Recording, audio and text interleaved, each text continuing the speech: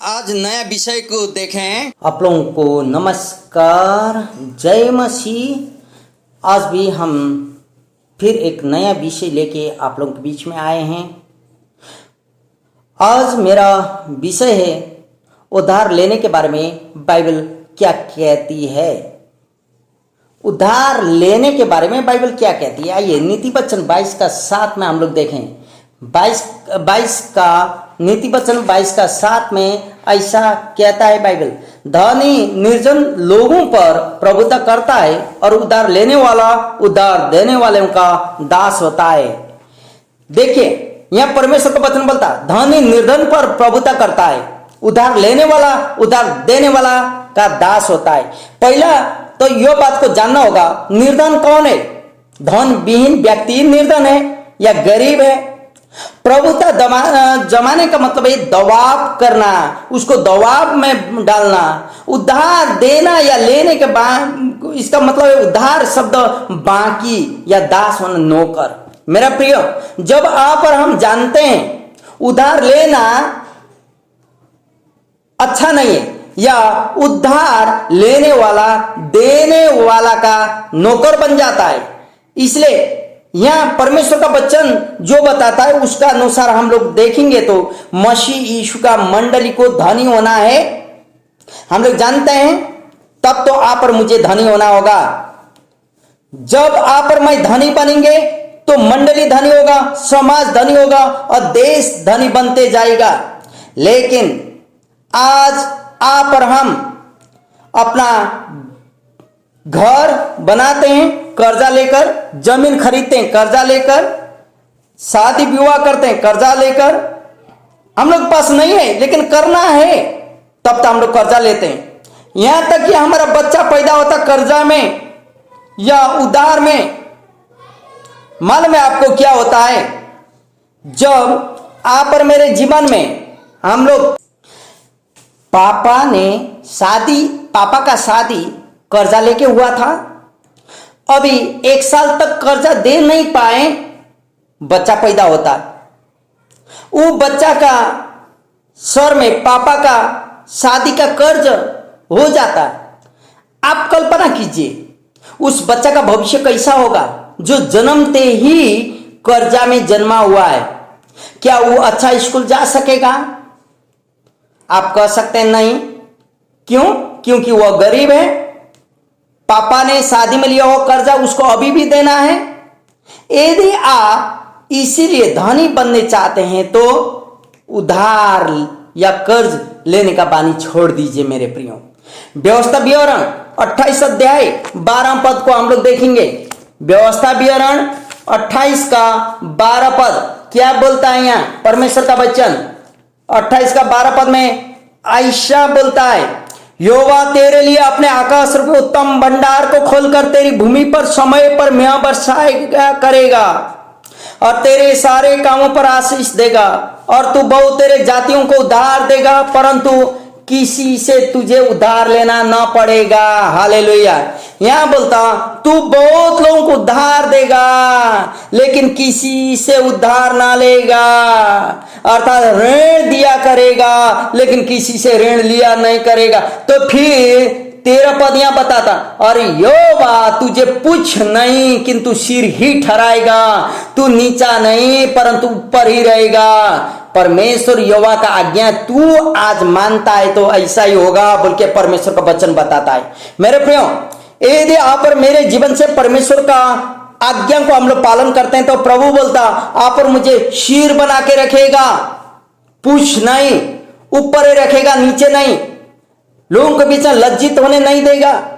परमेश्वर का वचन बोलता कर्जा दिया करेगा या उधार दिया करेगा और उधार लेना ना पड़ेगा। क्यों? क्योंकि आप और हम परमेश्वर का आज्ञा को पालन करते हैं। यदि ऐसा है तो परमेश्वर का वचन 34 भजन संहिता का 5 पद क्या बोलता? भजन संहिता 34 का 5 पद सुनिएगा। भजन संहिता 34 और 5 पद ऐसा बोलता है, जिन्होंने उसकी ओर दृष्टि की उन्होंने ज्योति पाई और उनका मुंह कभी काला न होने पाया। हालेलुया। आप और मैं उसके ऊपर में देखते हैं तो आप और मैं कभी लज्जा होना नहीं है। आप और मुझे लज्जा होना नहीं है, लज्जित होना ना पड़ेगा, क्योंकि इसी का 10 पद बोलता, जवान सिंहों को तो घटी होती है और ये भूखे भी रह जाते हैं, परंतु यहोवा के खोजियों को किसी बलि वस्तु की घटी ना होगी। आप और मैं परमेश्वर का आज्ञा को पालन करते हैं, आप और मैं परमेश्वर के पीछे जाते हैं तो कोई चीजों का घटी नहीं होगी बोलता, बलि वस्तुओं का घटी ना होगी बोलता। यदि हमारा विश्वास जीवित और जिंदा परमेश्वर के ऊपर है तो आप और मुझे लज्जित होना नहीं होगा, क्योंकि नीति वचन 13 अध्याय का हम लोग 7 और 8 पद देखेंगे तो नीति वचन 13 अध्याय 7-8 पद देखेंगे तो यहाँ ऐसा बोलता है, सुने हम लोग परमेश्वर का वचन जो कहता है। नीति वचन 13 अध्याय 7 और 8 पद, कोई तो धन बटोरता परंतु उसके पास कुछ नहीं रहता, और कोई धन उड़ा देता तो भी उसके पास बहुत रहता है। हालेलुया। कितने लोग बटोरते रहते हैं, रात दिन मेहनत करते रहते हैं, क्षण भर भी वो लोग रेस्ट नहीं करते हैं, लेकिन उन लोगों के पास कुछ नहीं होता। कितने लोग बांटते रहते हैं, गरीब दुखियों को सेवा में लगाते रहते हैं, लेकिन कोई वस्तु का कमी घटी उन लोगों को नहीं होती, बल्कि यहाँ परमेश्वर का वचन बताता। लेकिन 8 पद फिर यहाँ ऐसा बताता है कि प्राण की छोड़ोती मनुष्यों का धन है बोलता। हालेलुया। निर्धन कुड़कुड़ाता है, निर्धन यहाँ बोलता है कि घुड़की की सुनना पड़ता है बोलता, दूसरा हफ्की को सुनना पड़ता है। मेरे प्रियो, यदि आप मत्ती की पुस्तक 5:3 में जाएंगे तो आत्मा में गरीब होना आवश्यकता है। यदि आत्मा में गरीब होंगे तो सारा चीज प्रभु ही पूरा करे, नम्रता का धारण करना होगा। यदि मत्ती आप और मैं यदि परमेश्वर का वचन में देखें तो आप और मेरे जीवन भी परमेश्वर का वचन स्पष्ट बताता है। दूसरा कुरिन्थी व्यवस्था विवरण को देखें। पहला व्यवस्था विवरण 15 अध्याय को 11 पद देखें। 15 अध्याय व्यवस्था विवरण 11 पद क्या कहता है। 15 अध्याय का 11 पद, व्यवस्था विवरण 15वां अध्याय 11वां पद क्या बोलता है। यहाँ 15 का 11 पद में ऐसा कहता है, तेरे देश में दरिद्र तो सदा पाए जाएंगे, इसलिए मैं तुझे यह आज्ञा देता हूं कि तू अपने देश में अपने दीन दरिद्र भाइयों को अपना हाथ ढीला करके अवश्य दान देना। हालेलुया। मेरे प्रियो, आप और मुझे यह श्राप के रूप में यह वचन को सुनने को मिलता कि गरीब होना एक श्राप जैसा है, क्योंकि यह हर दम तेरे पास में रहते हैं दरिद्र लोग बोलता है। इसीलिए यह परमेश्वर का वचन हम लोगों को सिखाता है, यदि आप और मैं जानना है तो आपको मांगने वालों को 5 का हम लोग जानेंगे कि आप और मेरे जीवन।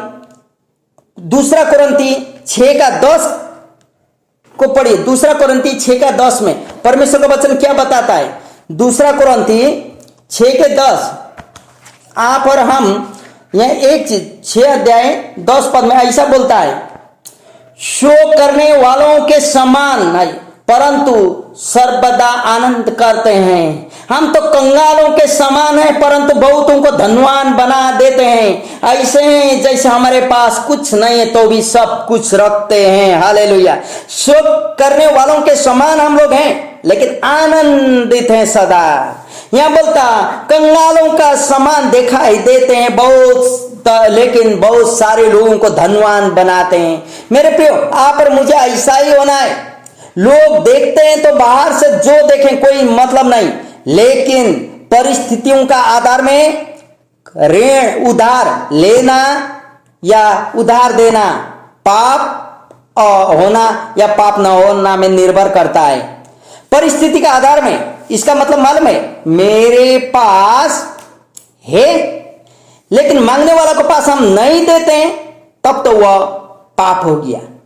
लेकिन मेरे पास है, मांगने वाला को हम देते हैं और उसने बोला हुआ दिन में समय में वो वापस नहीं करता तब तो वो भी पाप हो गया। देखिए, यदि मेरे पास है नहीं देंगे वो भी पाप, दिए लेकिन उसने लौटाते समय ठीक समय लौटाया नहीं लौटाया तो वो भी पाप है।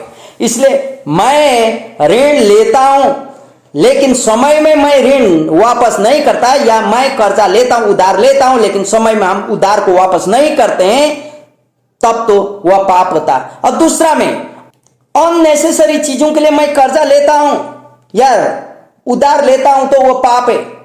जैसे हम दूसरा मैसेज में बोल रहे थे, कोई भी चीज मुझे चाहिए, मुझे मोबाइल चाहिए, मेरे पास छोटा मोबाइल है लेकिन लोगों को देखते हो अच्छा मोबाइल चाहिए और वो लेने चाहते, मेरा घर में फ्रिज चाहिए और मेरे घर सोफा चाहिए या मुझे वॉशिंग मशीन चाहिए लेकिन मेरे पास नहीं है, हम उधार लेके या किस्ता बंदे में वो लेते हैं, तब तो वो हम पाप करते हैं। क्योंकि अननेसेसरी चीजें, जो दिन मेरे पास पैसा हो उसी दिन लेना होगा मेरे प्रियो।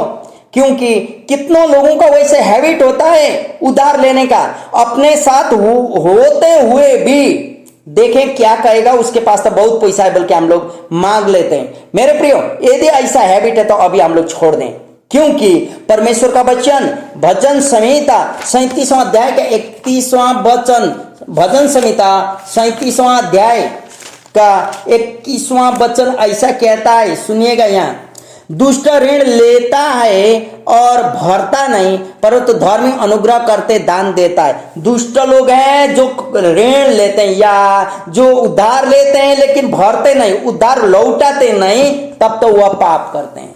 है उसके पास है का देना, ये समाज का ना है, का है लौटाना, हमारा भी तो वहां पड़ा है। यदि हम ऐसा करते हैं तो वो नहीं, क्योंकि 5 का 5 बोलता, प्रतिज्ञा करते हुए प्रतिज्ञा पूरा नहीं करना ही पाप है।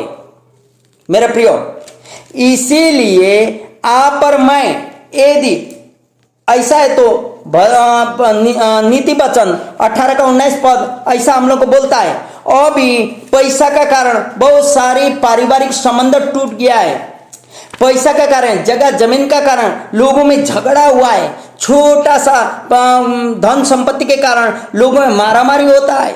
इसलिए यहाँ उद्धार के बारे में परमेश्वर का वचन बताता, 18 नीति वचन का 19वां पद ऐसा बोलता है, यहाँ सुनिएगा, चिड़े हुए भाई को मनाना दृढ़ नगर के लेने से भी कठिन होता है परंतु झगड़े राजभवन के बेंडों के समान होता है। मालूम है, झगड़ा होना क्या होना सारा पैसा कौड़ी का चलते होता है, ये लेन देन का चलते, धन संपत्ति का चलते होता है। इसलिए हम लोग व्यवस्था विवरण का पुस्तक 15वां अध्याय को फिर एक बार देखेंगे। व्यवस्था विवरण 15वां अध्याय